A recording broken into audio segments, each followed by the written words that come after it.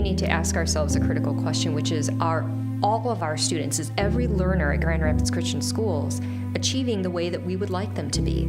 And I don't know that the answer is yes. I think that Learning Without Limits gives us an opportunity to reflect on who are those students, perhaps, that are still struggling learners, but then also for our students who have been high achievers on a local level, can we position them to be high achievers on a national or even international level?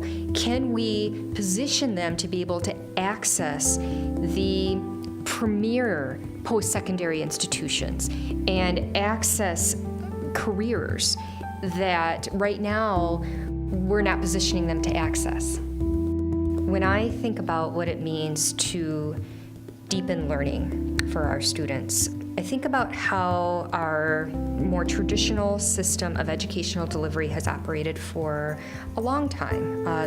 My generation and past generations, where teachers were seen as disseminators of information and students were to absorb that information and then apply it. And that was kind of how business happened in the classroom.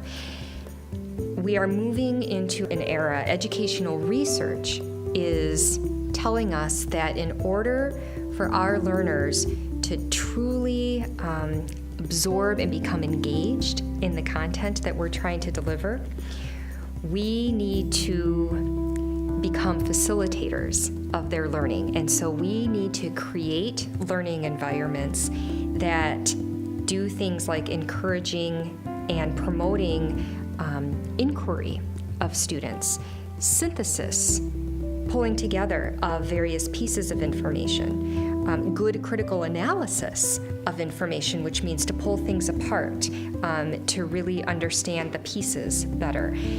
So when we say to deepen learning, we're talking about really taking our content and thinking about how are we going to deliver that in a way that's going to involve our students more in the process of acquiring that through those kinds of things.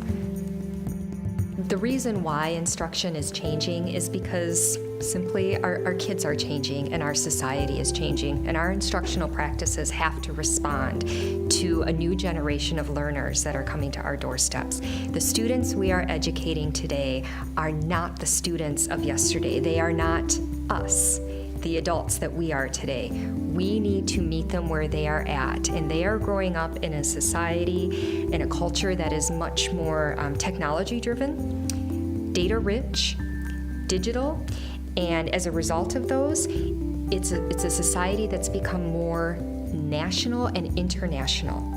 And we have to respond. How are we going to engage this generation of learners through our instructional practices?